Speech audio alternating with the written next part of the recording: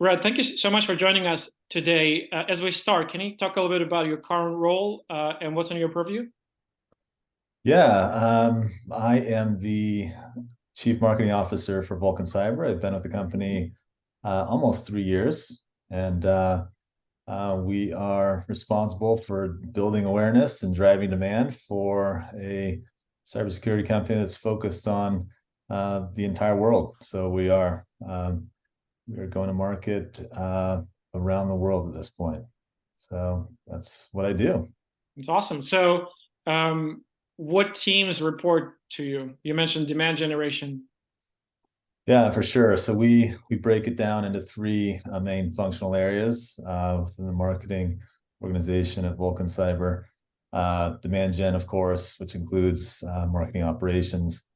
We've got a brand and corporate marketing team. Hmm. And then third would be a product marketing focus. I understand. I understand. So it's a good overview. It's kind of like a data point, but to draw a line, can you talk a little bit how did you get into cybersecurity and what some of the previous roles kind of set you up for this position? Sure. Yeah. So I've been doing marketing and enterprise infrastructure and cybersecurity for more than 20 years at this point. I so that puts us back at the turn of the century, which sounds like uh, makes me sound like an old guy, but You probably um, started when you were 12, right? exactly. Yes. Um, yeah, let's just say that was 12, 13 years old when I got into the industry. But I initially, always thought it'd be fun to, do marketing or be part of the business function in professional sports, just because I'm a big sports fan. But this is at a time when there weren't many of those jobs out there, but tech was becoming a big thing. And so my first job out of college was, or first real job, I should say, out of college was for an embedded Linux company. So this was really kind of before cell phones or the iPhone certainly where it was a thing, and we were figuring out how to put software onto all the things, from refrigerators to little tablets and handheld devices and cars and everything. And Hmm. that company has since gone away, but that was my first foray into tech, and it's stuck from there. I've been with companies like Altiris and Symantec, and early on at ServiceNow, SaltStack and configuration management and security operations, and Hmm. now with Vulcan Cyber. So I've always been in this industry, always done marketing for enterprise infrastructure and security, and I love it. But it wasn't expected. It wasn't the initial path. Um, and yeah, so that's kind of my where I've been. But It's awesome. So it's well, obviously you have experience with large organizations like Symantec and but also you have the view from kind of the startup perspective, which I think is fairly kind of unique and interesting. So it's kind of, we have both worlds. And I mean, as you've been in the industry for a while, cybersecurity in general, I think is exploding in terms of importance, as shown by kind of the number of startups being funded up until now, how much VC money was going into this space. I think it's just also entering kind of mainstream because everyone from directors of the board to senior level executives to media kind of they're understanding more and more how important the space is and what are some of the repercussions of not paying attention to it. And so I think it's just a lot more kind of the time has come almost. And I think as a result, a lot more professionals, maybe who are more junior, are trying to make a career out of it, maybe transitioning from technology to cybersecurity, or maybe even further upstream, maybe someone who's in college trying to figure out what they're going to do with the rest of their life. They're looking into the space. So, from your vantage point, what advice would you give them? What are the top three things they should be spending their time on and focusing to set them up for success in this career? yeah, I mean, you make a good point. I mean, technology touches everything we do these days, of course, and is absolutely prevalent in all aspects of business. And Hmm. because of that, we need to make sure we're securing, every last piece of the technology stack, and where we where we go to market digitally. And so there's a ton of opportunity. First of all, it's there's so many cybersecurity companies out there, and so many vendors, and there's so many areas that require increased levels of security, that the opportunities almost seem limitless. And so, it really is. If you're, coming out of school and you know what you want to do, whether it's marketing or engineering, I would recommend, first and foremost, kind of understanding what you like. And I mentioned some of the companies that I've worked with, but very early on, I realized that I much preferred working in a startup environment. And so even some of those bigger company names that I shared, they weren't big when I started with them. They were startups, and they had like Symantec, for example, had acquired Altiris, and which was a company I was with for 7-8 years or so. And through that acquisition, or through being with ServiceNow, and I was with the company through IPO, and we went from small to really big really fast. I realized early on that I much prefer working in that startup environment, and feeling like you come into work every day, and there's always a different challenge, and you're wearing all kinds of different hats, and it feels like every little thing that you do makes an impact on the business directly. And not so much did I enjoy, kind of the bigger company feel, where you're very kind of siloed in what you do. And for some people, that's great. Like, they just like to be able to focus on one thing, and be able to do that well, and be part of a bigger team. But that just wasn't me. So I guess my point is, figure out what you like, what, and just in terms of, is the preference startup environment or big company? Both have pros and cons, but you got to figure out what you want. And then, make sure you've got a few marketable skills, and work to perfect those skills, and be as good as possible, as good as you possibly can at those things.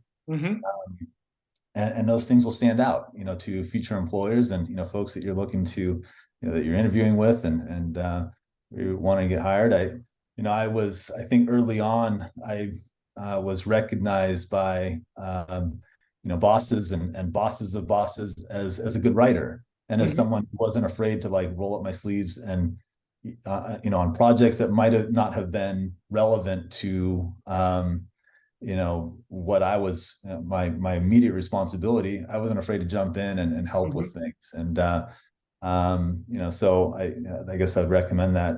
These days things are so different from 20 years ago.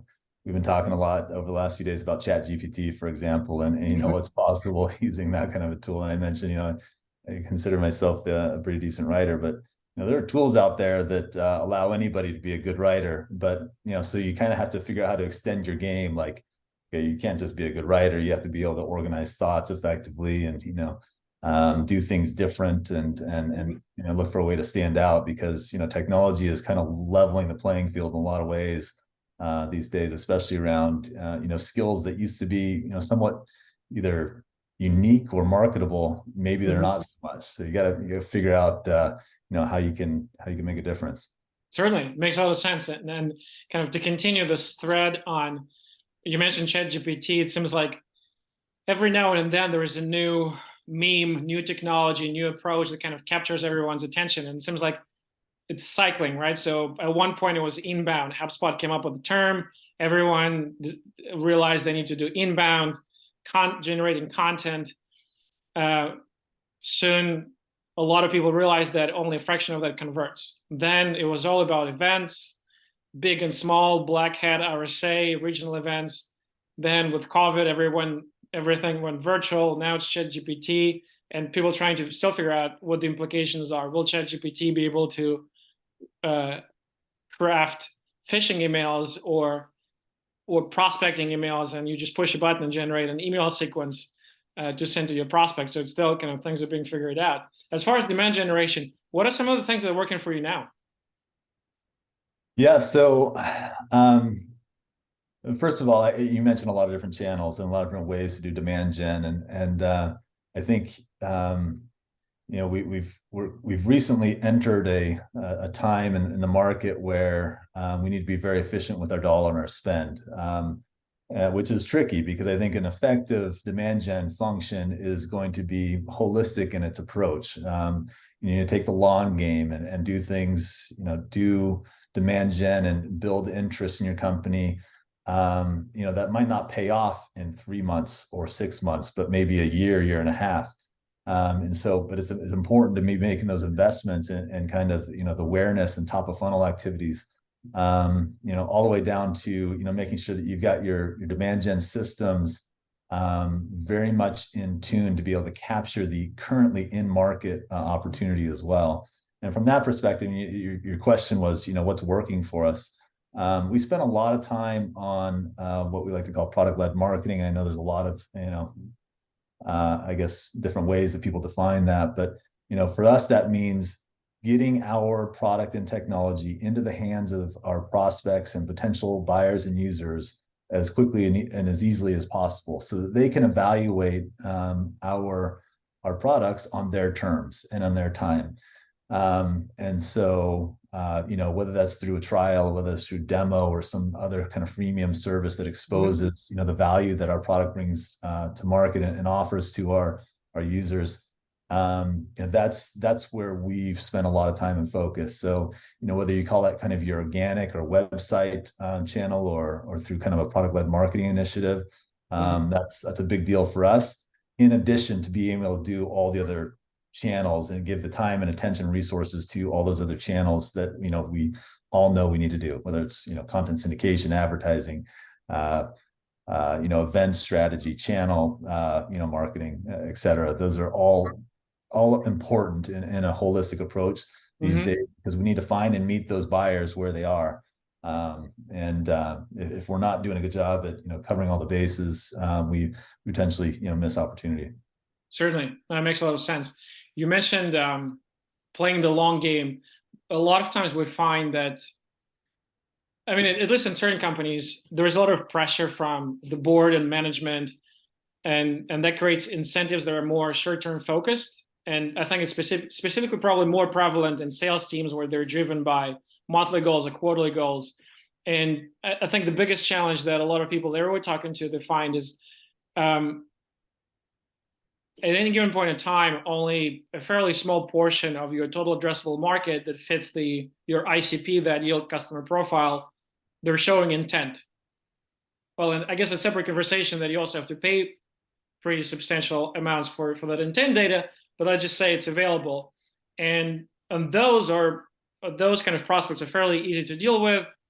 They have a need, they understand the product, they're attending demos, they're responding to your salespeople's emails, they're consuming your content, they're attending the webinars. The sales cycle from the first conversation to the signed contract are fairly short. But I think that a lot of people that we're talking to finding it challenging is dealing with the rest of it, where the 90%, the 80% of the total addressable market, they're more upstream in their customer journey. And not because they're not qualified, they are qualified, it's just they're busy with other problems other than the one that your product solves. And it's not trivial to kind of find that first connection, find this serendipitous chance encounter, that RSA or Black Hat, to put your subject matter expert in front of a potential decision maker, so that this first domino would drop, and then they'll kind of go through the customer journey on their own a little bit.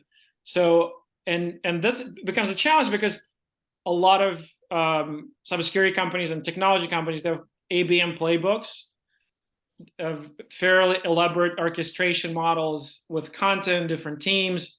But at the end of the day, if your counterparty doesn't want to play your game, they're busy playing other games. Yeah, it's difficult just to get the mind share and the attention span of those executives. And it sounds like, I mean, you obviously appreciate the value of playing the long game, but how do you solve for that? How do you solve for getting this first encounter? Is it through, as you said, holistic approach and leveraging other channels? What's your thought process on that? I mean, you're absolutely right. It's not easy. I think there's two areas that need to be really dialed in if an outbound or kind of an account-based approach is going to work. Number one, is kind of a data in, data out, data in, results out kind of a scenario where if you don't have that ICP really dialed in and exactly who within the organization is going to see value in your product or your pitch or the ad that you're running, you're wasting your time and money. I mean, that really needs to be dialed in because of what you just said.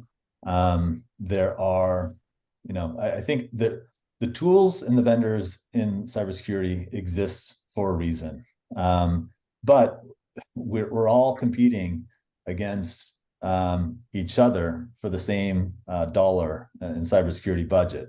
And it really comes down to, how much of a priority is what we do versus what another vendor does. And I'm not even talking about direct competitors, right? We're talking about any cybersecurity vendor. And so, yeah, it's tricky. So to work, for the message to resonate, you really have to be dialed into, who is your buyer and what is their pain, what value can you bring to them, and it's the only way to really kind of tap into the budget that is allocated to solve a lot of different problems. It goes back to what we were talking about at the beginning of the call. This is a very broad industry. There are a lot of problems to solve around securing our infrastructure, our technology, our data, and a lot of tools that are out there that provide a lot of value, but there's also a lot of noise and a lot of competition for that dollar. For sure. That makes a lot of sense. We did poll CISOs in our community, and I guess the good news is that the bulk of them said that 60% said that the cybersecurity budgets will stay level in 2023 or will go up. But all of them, I think 80% of them said, despite of that, they expect the stress levels to go up in 2023 for kind of all the various reasons. So I guess it's at least they're not going down, but certainly the competition is increasing because I think a lot of companies are under pressure to deliver, and the environment is certainly challenging. And kind of looking into the future, imagine, I mean, you've been doing this for quite some time, and you can see the trends and some of the themes that are kind of emerging and building up. 6 months from now, 12 months from now, what will be top of mind for chief marketing officers, VPs of demand generation growth for cybersecurity companies? Whether it's technology or tactics or memes, what will everyone be talking about, like top 3 things in one year's time? So, I think it comes down to 2 things for me right now is, number one, it's hard to find good people still. I know there's been a lot of, layoffs being announced in the industry. But, we're hiring for a bunch of positions, and, it's still a challenging market, especially within cybersecurity. If you're looking for somebody that, kind of has that domain expertise within our industry. So, that's going to be a challenge, and being able to attract, talent is something we'll be facing 6 months from now, but that's kind of been a broken record kind of scenario for us for quite some time. Sure. 6 to 12 months from now, I think the other point I'd make is we don't really have the luxury right now. It feels like things change quickly overnight in terms of, the funding cycles and the availability of money and budget for, anything but, the essentials. And so, even a year ago, I think we had a little more leeway to be able to experiment with different, let's say, demand gen programs, or, as long as you were failing fast, that was okay. 6 to 12 months from now, I think we all need to be really dialed in, and we're not going to have the luxury to kind of try different things and see what works. We're going to have to go in with some pretty solidified theories on what's going to work for our industry and for our company, and to be focused on doing those things really well, as opposed to let's try a thing and see if it works or not. So so getting the right people on the team and then being able to have a a thesis on what's going to work and based on experience and what's worked in the past is going to be critical and over the next year as times are budgets are lean and there's a lot of competition for that money and we're all going to be need to be really good at what we do. Certainly, certainly. It sounds like doubling down on what works rather than running experiments and trying everything. So instead of spreading the budget like peanut butter with a thin layer and a very big sandwich, probably would not be a winning strategy. But doubling down on what's on some of the tactics, some of the channels that are performing, probably will be the way to go. Good analogy. That's great. I know we're coming up on time a little bit, so if you were to finish a sentence, I wish in 2023, actually two different things. One is in 2023, I wish CISOs would, and kind of fill in the blanks. And the second one is in 2023, I wish cybersecurity marketers would. What would be like the fill in the blanks? What would those be? So I wish CISOs in 2023 would take their cyber risk and their security posture seriously. I mean, this is kind of self-serving, but time and time again, we see these data breaches. We see exploits be successful because existing vulnerability risk is not addressed, and this is vulnerability risk that's been known and it hasn't been dealt with. And so, but it's not easy, right? There's like we've talked about, there's all kinds of risk out there that needs to be identified and mitigated. And so to just be able to get a handle, if I'm a CISO, to know, where that risk exists and what's a priority for my company specifically. And then, to be able to go with, limited resources we all have, be able to focus on the most prevalent, the most impactful risk to the organization would be, my challenge, or I guess my risk. And then you're gonna have to repeat the second question there. And so the first one, it sounds like it's for CISOs, don't be a low-hanging fruit for the attacker. That's a good way to put it. Yeah. And the second one, in 2023, I wish cybersecurity marketers would. Like I've said before, there's a lot of noise out there, and a lot of times the noise is based on the marketing that we do that might be fluff, that might be some smoke and mirrors. I think the better that marketers across the board can do at using language, words, descriptions, messaging for their company to really zero in on their buyer and the buyer's pain and the value in the solution that your company provides to them, without using words that are meaningless, would be really nice for all of us. It seems like it would make things much more efficient for the buyers and across the competitive landscape. It just seems like there's a lot of noise and a lot of FUD out there, and hopefully I would hope that marketers could do a better job at just zeroing in and sticking to the language and the words that are actually meaningful and that would resonate with a buyer. Certainly. Well, for someone who likes to write, it's probably painful to see copy that's poorly written. So it's almost like physical pain. Like you look at the copy and like, you could have done so much better.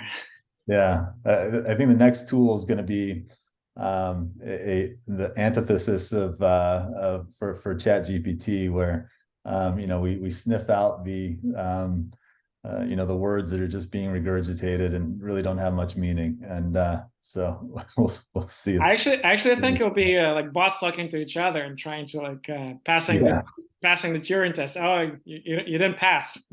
Yeah. That's great, Rhett. It was lots of fun. So, where can our listeners find you? What's your favorite mode? Are you on LinkedIn, Twitter?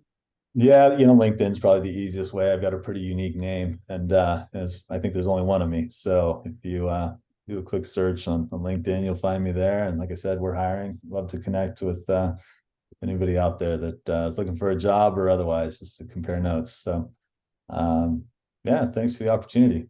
Absolutely. Thank you so much. All right, bye, Nisha.